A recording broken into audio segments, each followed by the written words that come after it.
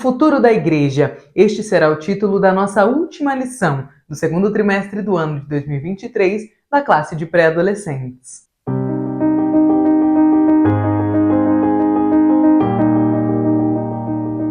A paz do Senhor, querido aluno e professor da Escola Bíblica Dominical. Eu sou a irmã Damaris, sou professora da EBD, na congregação em que sirvo ao Senhor aqui na Assembleia de Deus em Curitiba. E hoje eu estou aqui para que nós possamos encerrar a nossa meditação, o nosso estudo, nesta revista em que nós tivemos a oportunidade de estudarmos sobre a igreja, um lugar de comunhão.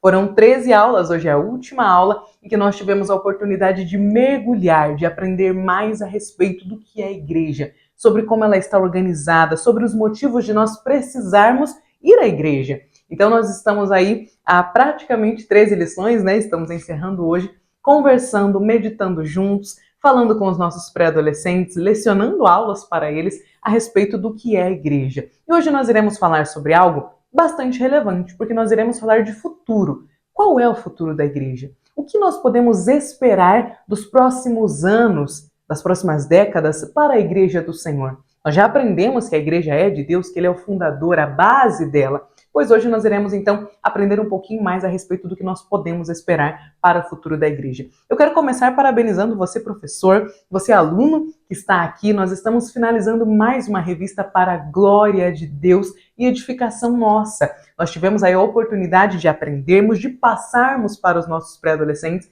aquilo que nós aprendemos. Então, meus parabéns. Que o Senhor continue te abençoando, que todo o conhecimento que você adquiriu ao longo desta revista possa ficar guardado no seu coração, armazenado na sua mente, para que a gente possa continuar dando frutos e entendendo bem o que significa a igreja, para que a gente não se deixe levar por conversinhas, por tweets na internet, por aquilo que a gente ouve por aí, mas para que a gente saiba de forma profunda, de forma bíblica e teológica, o que significa igreja. Amém?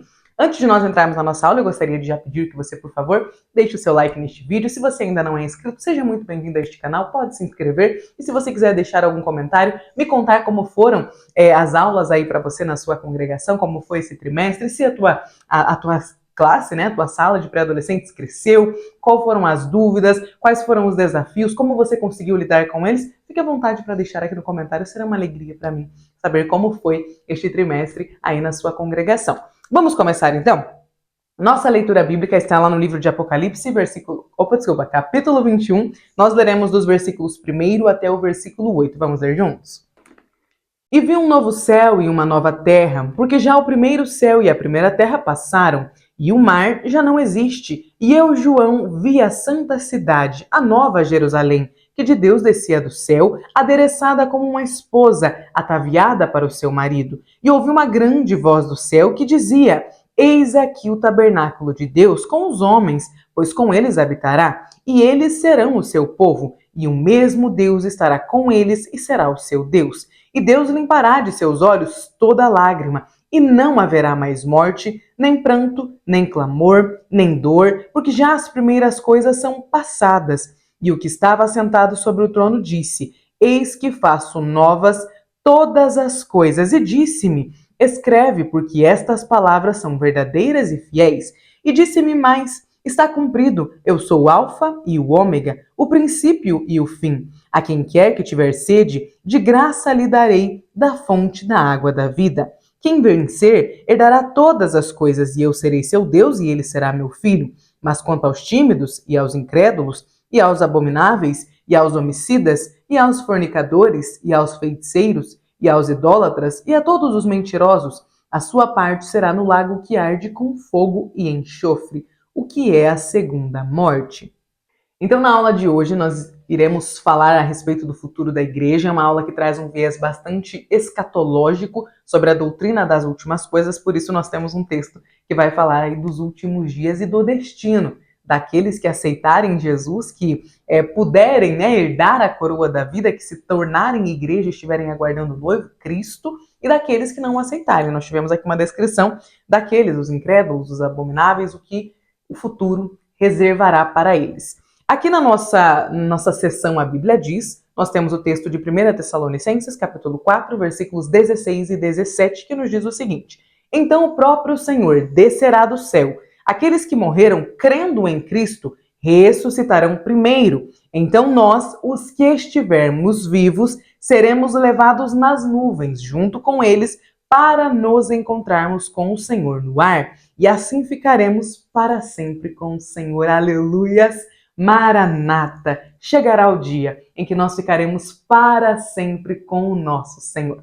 Os objetivos da nossa lição são os seguintes. Primeiro, descrever para os nossos pré-adolescentes como sucederá o arrebatamento da igreja. Segundo, explicar para eles que a vinda de Cristo é a esperança da igreja. E terceiro, destacar que precisamos estar preparados para este momento. Como é a última lição, eu vou ler aqui juntamente com vocês os saberes escolares, porque eu gosto muito da forma com que a lição dos pré-adolescentes está organizada, principalmente para quem está começando a dar aula, para quem está iniciando aí no ministério, exercendo a vocação de ensino, porque nos ajuda a saber qual o ponto de partida do que nós precisamos ensinar e também qual o ponto de chegada. O que eu preciso falar para que ao final da minha aula, os meus pré-adolescentes saibam, primeiro, que nós somos apenas peregrinos neste mundo. Segundo, que o arrebatamento é uma realidade iminente. Terceiro, que nós precisamos estar prontos para o dia do arrebatamento.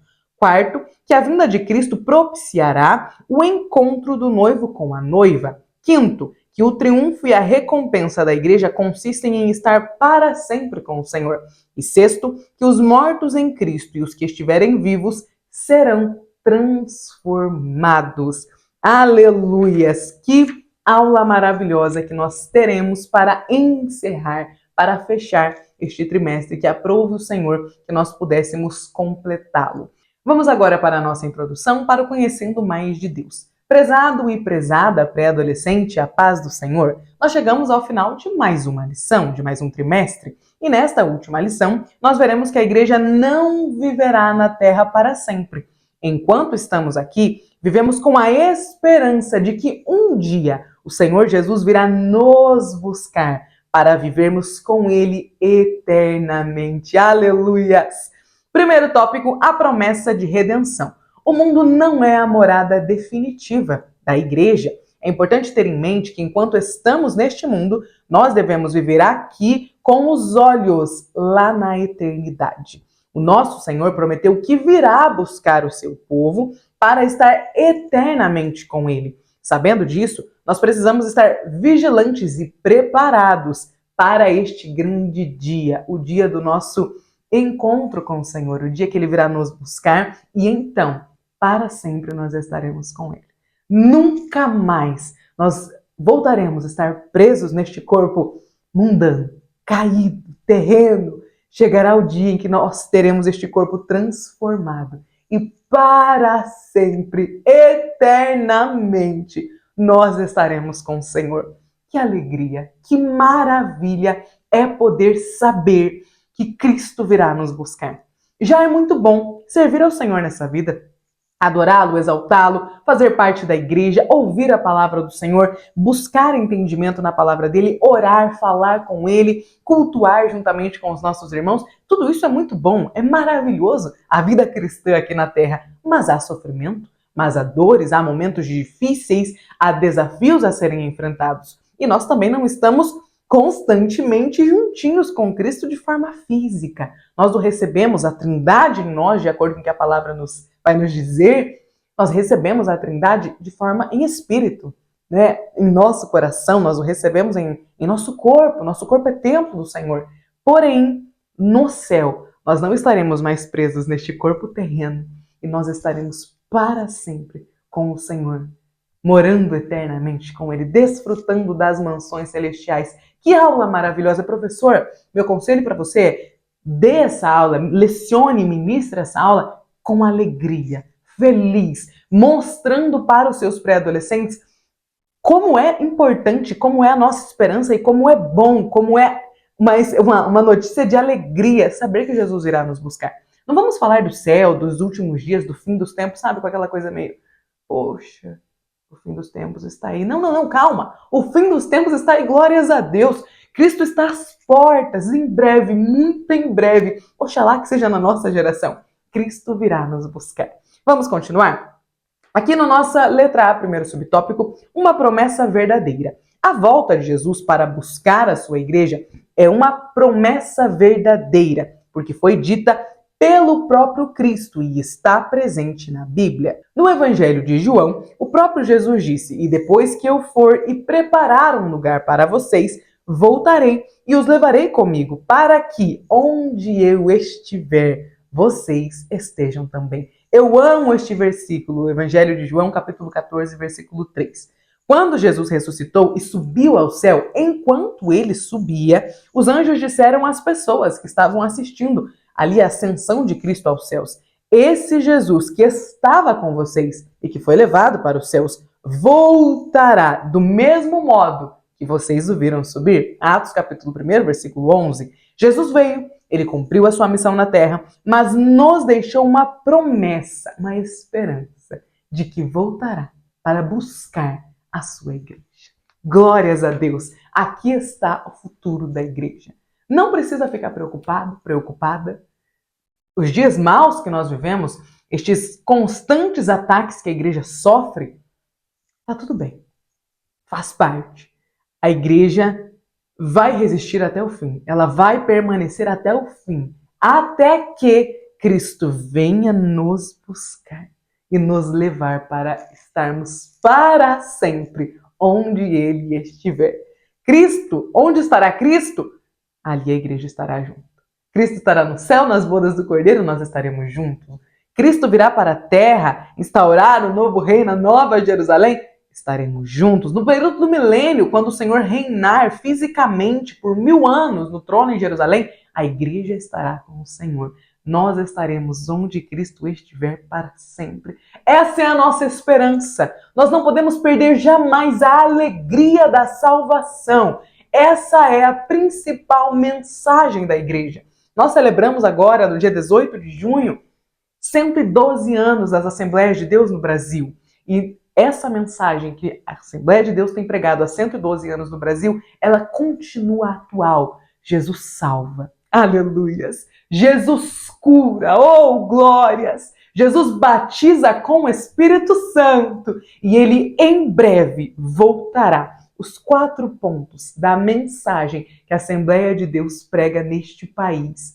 Jesus em breve voltará. Não permita que a esperança, que a beleza, que a magnitude dessa mensagem perca o brilho no seu coração. Jesus vai voltar. E se isso não te alegra, você precisa de um conserto. Essa é a maior esperança do crente, do salvo, daquele que um dia aceitou a Jesus e que entendeu que nós temos o privilégio de desfrutar da companhia do Senhor aqui, mas aqui não é a nossa morada eterna, é passageiro. Somos peregrinos na terra. Breve chegará o dia em que a igreja será arrebatada e nós moraremos para sempre com Cristo lá no céu. Aleluias! Que maravilha é saber que o Cristo virá nos buscar.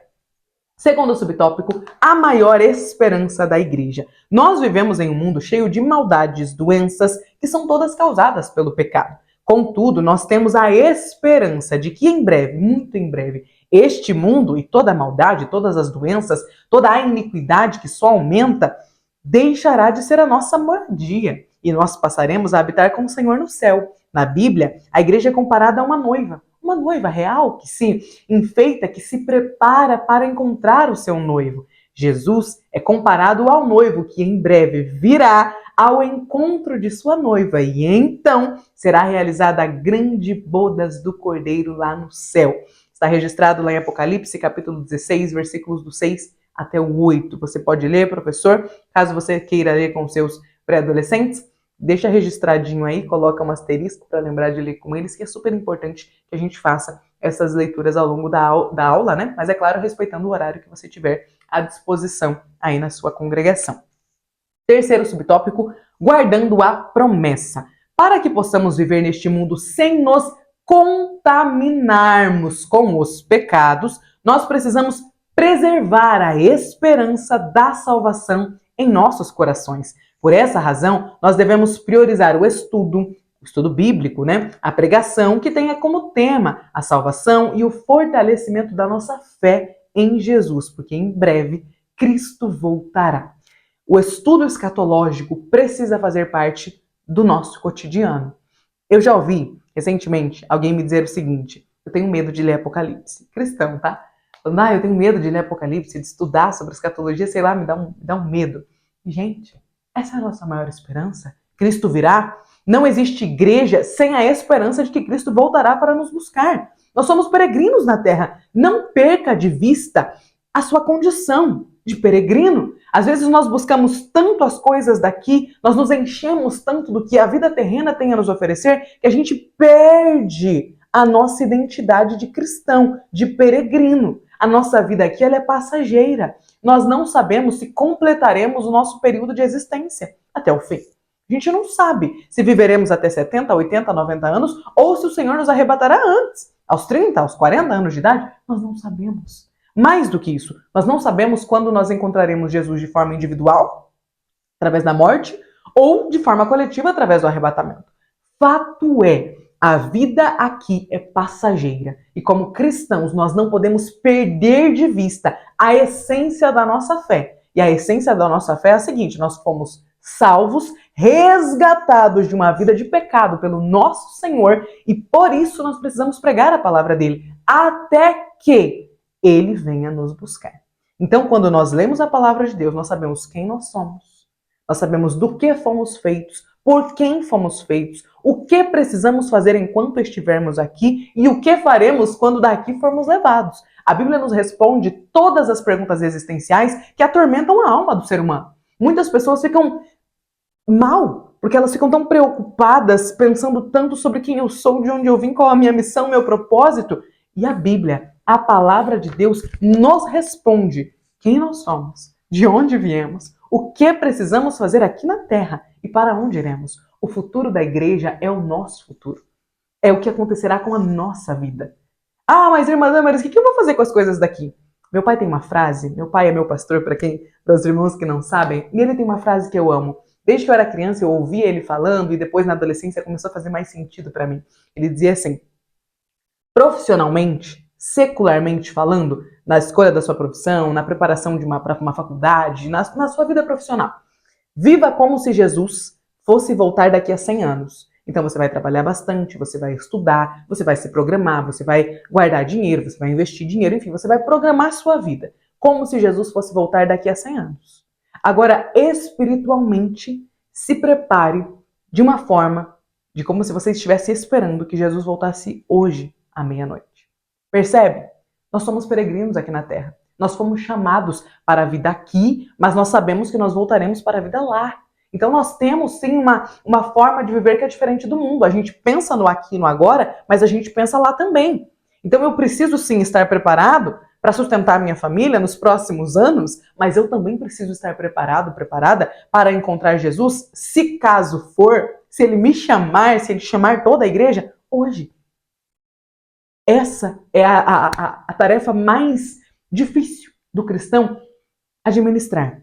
Ele precisa viver, pensar, planejar, programar o seu futuro aqui na Terra como se Cristo não fosse voltar. E quando eu digo como se ele não fosse voltar, é o seguinte: eu não vou começar uma faculdade de 5 anos porque Jesus está voltando. Tá, mas pode ser que ele volte em 7. Então dá tempo de você terminar a faculdade e trabalhar mais 2 anos. Percebe? Nós não sabemos o dia e nem a hora. Então por isso essa frase do meu pai faz tanto sentido. Como eu não sei o dia e nem a hora, eu vivo profissionalmente falando, emocionalmente falando. Tem jovens que falam: nem vou casar que Jesus está voltando. Não, casa. Tenha seus filhos, essa é a vontade de Deus para nós. Eu vivo a vida que tenho para viver aqui na Terra, cumprindo os desígnios, as vontades de Deus para nós aqui. Só que, espiritualmente falando, vai que Jesus nos chama hoje. Vai que ele chama a gente agora, daqui 10 minutos. Você está preparado?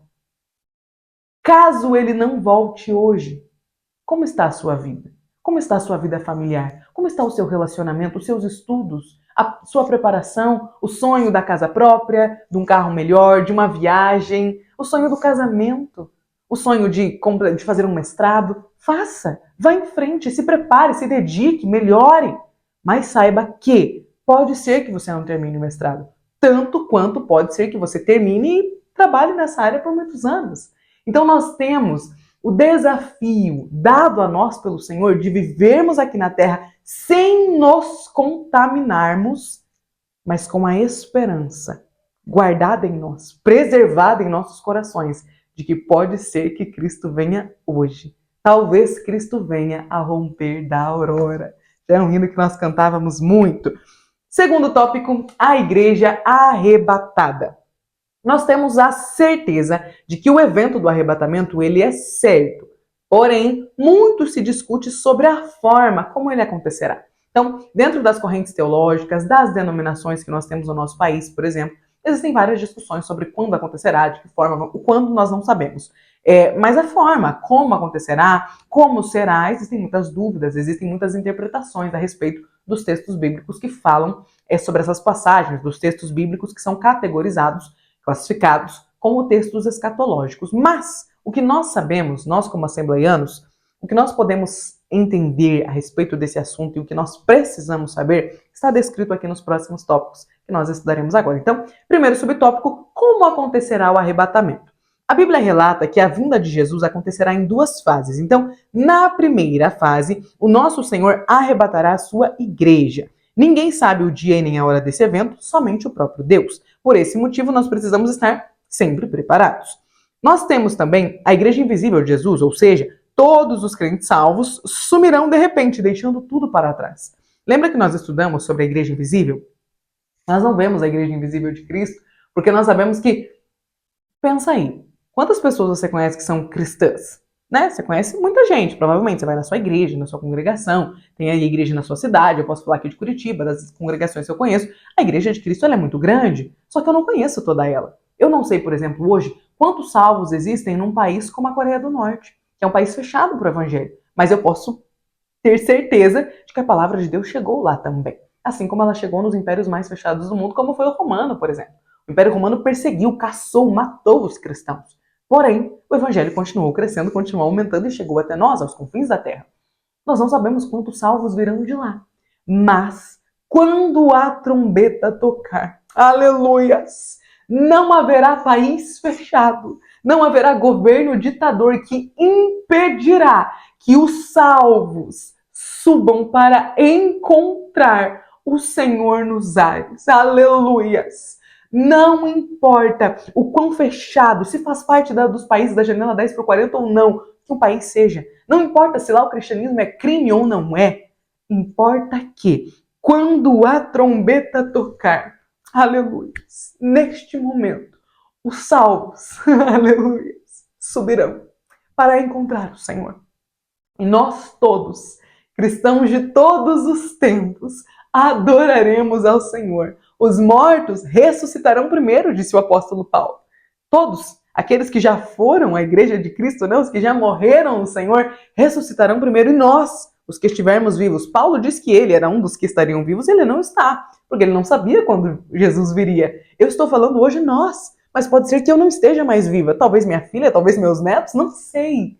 Fato é que os cristãos que estiverem perseverando na fé, que estiverem guardando a palavra, guardando a esperança da salvação, serão levados, arrebatados, num piscar de olhos, raptados pelo Senhor, para que então todos nós, a igreja de todos os tempos, se encontre nos ares e juntos nós iremos para o céu e celebraremos para sempre. Estaremos juntinho de Cristo, adorando a Ele. Eu não sei você, mas essa lição me emociona, eu estou alegre, eu estou feliz, porque falar da nossa salvação, falar do nosso futuro é maravilhoso, é a alegria da nossa alma, é a esperança da igreja. Nosso coração precisa pulsar pelo desejo de encontrar ao nosso Senhor, o nosso Cristo. Aleluias, breve chegará o dia.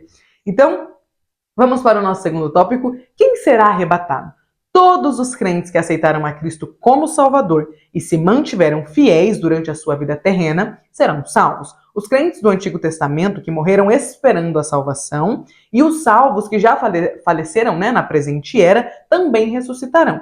Após essa grande ressurreição de mortos, os crentes que estiverem vivos terão seus corpos transformados e todos juntos seremos arrebatados nos ares. Letra C, nosso terceiro subtópico.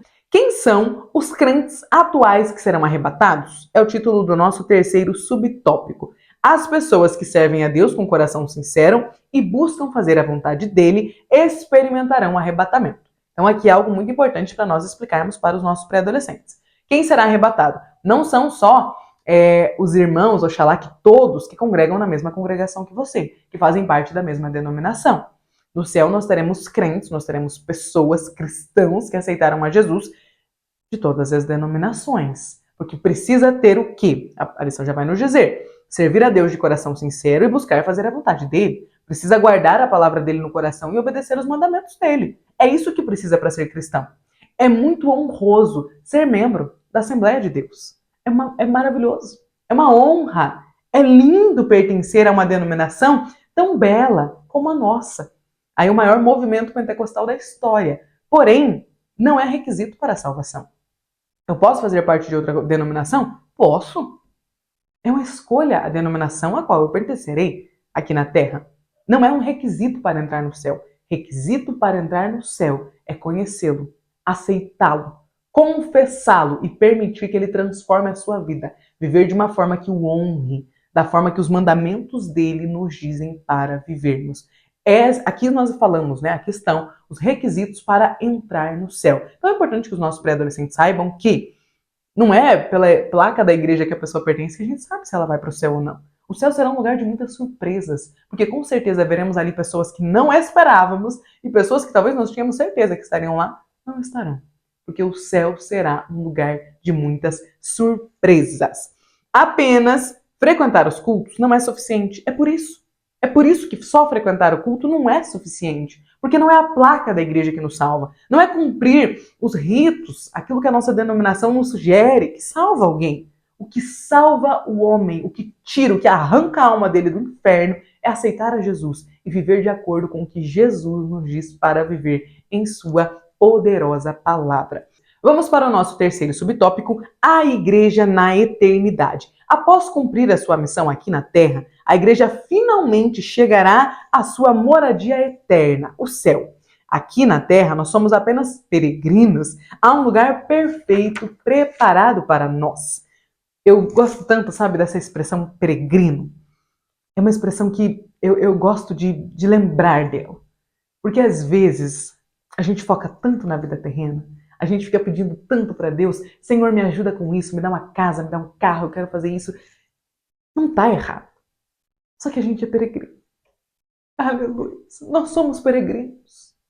A nossa maior preocupação não deve ser com a casa que os meus filhos vão herdar. A nossa maior preocupação deve ser com como está a minha alma, o meu espírito. O que eu terei nas mãos para apresentar diante do meu Senhor se hoje Ele me chamar? O que eu deixarei de legado para os meus filhos espiritual? Porque casa, carro, faculdade, a gente adquire. A gente vai atrás, a gente corre atrás e faz. Agora, a vida espiritual é muito séria. Porque ela define onde nós passaremos a eternidade. É importante a casa onde a gente vai morar. Claro que é importante. Eu não estou diminuindo, menosprezando a sua preocupação. É a minha também. Só que precisa ter proporção a nossa preocupação. A preocupação com a nossa casa ela não pode ser maior do que a nossa preocupação com como está a nossa alma, com como está o nosso espírito. Às vezes a gente quer trabalhar tanto, 16 horas por dia, 7 dias na semana, e a gente se esquece que Cristo virá nos buscar. Que nós não precisamos tratar só do nosso corpo e beneficiá-lo com aquilo que a gente deseja. Nós somos tricotômicos, corpo, alma e espírito. Não é só o meu corpo que precisa estar bem recebendo massagem. Eu preciso trabalhar porque eu tenho que pagar massagem, pagar uma casa boa, um carro bom. Calma! A gente precisa cuidar da nossa alma e do nosso espírito também. Nosso espírito precisa de bom alimento de palavra. É muito séria a questão de onde será a nossa vida eterna. Onde passaremos a eternidade? Para onde iremos? Para onde iremos?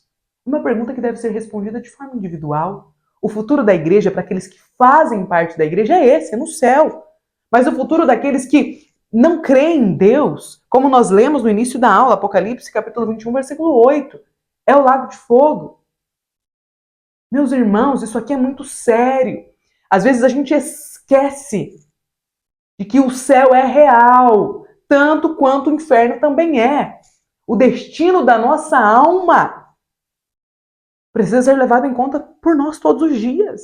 Às vezes a gente esquece, nossa atenção fica focada nas coisas daqui. Cristo virá nos buscar. A maior esperança da igreja está no fato de que, por ela ser peregrina, ela será buscada pelo Senhor para viver para sempre com Ele. E lá nós não seremos peregrinos. Aqui nós somos, lá nós não seremos. Aqui nós somos. Talvez você olhe para a sua vida e fale: nossa, eu sonhava com tantas coisas, eu queria tantas coisas e eu não sei se eu vou alcançar. Tá tudo bem. Tá tudo bem. A gente não vai alcançar muita coisa. Muitos dos nossos sonhos terrenos não se cumprirão. Agora eu posso te garantir que os sonhos espirituais que você sonhar, eles se cumprirão. Conversar com Cristo, cumprimentar o apóstolo Paulo, conhecer a Davi, conhecer a Moisés. Oh, meus irmãos, nós precisamos ter mais sonhos espirituais. Nós precisamos ter mais desejo pelo céu. E não se engane, desejar o céu não te faz não desejar as coisas dessa terra. É que a gente precisa entender de proporção. Nós somos peregrinos. Portanto, a maior alegria da minha vida não é a casa própria. A maior alegria da nossa vida será ouvir a trombeta soar. Ver os nossos corpos sendo transformados e então encontrar Cristo nos ares. Esta será a maior alegria das nossas vidas. Não se engane, não perca de vista o significado, a proporção que tem a sua salvação. Amém? Vamos continuar? A eternidade com Deus é o nosso primeiro subtópico.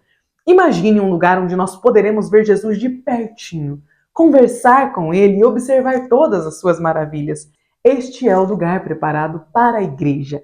Será uma eternidade com Deus, desfrutando da recompensa de servi-lo e adorá-lo em espírito e em verdade. A Bíblia afirma que o céu é um lugar iluminado pelo próprio Deus e onde nós poderemos vê-lo face a face.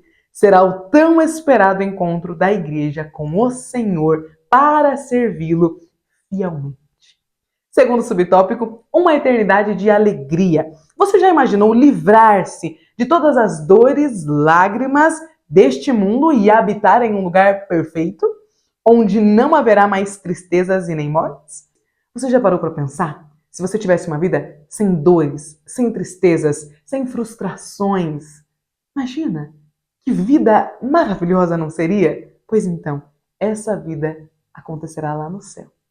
É assim que nós viveremos lá no céu. O céu será um lugar de eterna alegria para a igreja. Estaremos livres do nosso corpo pecaminoso, das crueldades do mundo, dos ataques do mal. Lá é um lugar de pureza e bondade. Nunca mais o inimigo tentará você, porque você estará no céu, num lugar de pureza, de bondade, de alegria, num lugar onde nós adoraremos ao nosso Senhor constantemente, eternamente. Imagina que gostoso que não será a gente adorar o Senhor para sempre. Sabe aqueles cultos que nós temos? Onde nós sentimos uma alegria invadir o nosso ser, onde nós sentimos a glória de Deus descer e a igreja sente um mover espiritual, um desejo de chorar, um tremor no corpo. Sabe, quando a gente começa a falar em línguas estranhas e invade a nossa alma uma alegria sem tamanhos. Essa alegria nós viveremos para sempre, porque lá os cultos não terão mais horário para terminar, para encerrar. Nós estaremos para sempre com Cristo, para sempre nós o adoraremos. O céu será um lugar de muita e de profunda alegria para a igreja. Ali nós não seremos mais tentados. Lá nós não choraremos mais. Nossas lágrimas serão secadas e não derramaremos mais lágrimas pelo Senhor, que Ele estará para sempre conosco. Imagina que é ter a presença de Jesus pertinho da gente, falar com Ele face a face todos os dias, toda hora. Ô Senhor, Maranata! Breve chegará o dia em que finalmente todo o nosso trabalho e fidelidade a Deus nesta terra terá valido a pena. O arrebatamento será apenas o triunfo inicial da igreja. Aleluia! A conclusão da nossa lição diz o seguinte: o céu é real e está preparado para ser a habitação dos salvos em Cristo. Vale a pena sermos fiéis ao Senhor aqui na terra, pois uma eternidade de alegria nos espera. Amém? Aleluias! Encerramos a nossa lição, encerramos a nossa revista, encerramos o nosso trimestre. Professor, eu desejo do fundo do meu coração que o Senhor tenha falado ao seu coração ao longo destas 13 lições, dessas 13 aulas. Eu desejo que o Senhor tenha feito coisas grandes, maravilhas na sua vida, na sua casa, na sua família. Que o Senhor tenha te dado entendimento a respeito do que é a igreja. Que o Senhor tenha feito com que você entendesse melhor o motivo pelo qual você precisa tolerar os seus irmãos, suportar os seus irmãos na fé, o motivo pelo qual você precisa estar mais preparado para lecionar, para ministrar as aulas. Eu desejo que esta lição tenha trazido ensinamentos e melhorias para a sua vida, assim como trouxe para a minha. E que os seus pré-adolescentes encerrem este trimestre juntamente com você, gratos a Deus pela palavra dele revelada e pelos ensinamentos que nós tivemos a oportunidade de aprender ao longo de 13 lições, entendendo e aprendendo mais a respeito da igreja. Amém? Deus abençoe. Que você tenha aí um domingo, um encerramento desta aula de alegria, de bênçãos. Quem sabe, dependendo do horário que você estiver, você possa no final da sua aula pedir para que os seus pré-adolescentes contem qual lição eles mais gostaram, qual tema falou mais com eles, o que eles aprenderam, o que eles não sabiam e descobriram ao longo destas aulas. Que vocês tenham um encerramento bom, que seja uma aula marcante para os seus pré-adolescentes. Talvez você possa levar um doce para eles, levá-los para comer em algum lugar, tudo mediante as suas possibilidades. Aqui na minha congregação nós encerramos o trimestre com um café. Toda a igreja vem para um café, todos os irmãos que são alunos da EBD vêm para um café antes de iniciar a aula e depois nós entramos na aula já bem alimentados, depois de um momento de comunhão, de alegria com os nossos irmãos logo cedo, e aí nós já temos a nossa aula e é sempre um momento muito especial. Então eu desejo que você peça ideias para o Senhor, peça ao Senhor para Ele te mostrar, porque o Senhor fala conosco, o Senhor responde às nossas dúvidas. E você também pode perguntar aqui embaixo nos comentários, vai que tem alguém que dá uma boa sugestão aí para a finalização da aula, mas fica aí ao seu critério, de acordo com o que você pode fazer. Fato é, ministre a aula da melhor forma possível. Tudo que você fizer depois será um acréscimo, mas o que os seus alunos realmente precisam é que essa aula seja ministrada e que eles entendam que a esperança do crente é a nossa salvação. É estarmos com Cristo para sempre, toda a eternidade, juntamente com Ele. Então, que você consiga encerrar esse trimestre demonstrando a alegria que é saber que nós somos peregrinos nesta terra. Deus abençoe. Muito obrigada por ter chegado até aqui, por ter me acompanhado ao longo deste trimestre. Que o Senhor te abençoe, que Ele te recompense, que a sua casa seja abençoada pelo Senhor e que os frutos da sua dedicação à casa dele, à obra dele, acompanhem a sua vida e toda a sua geração. Amém? Deus abençoe e até a próxima aula.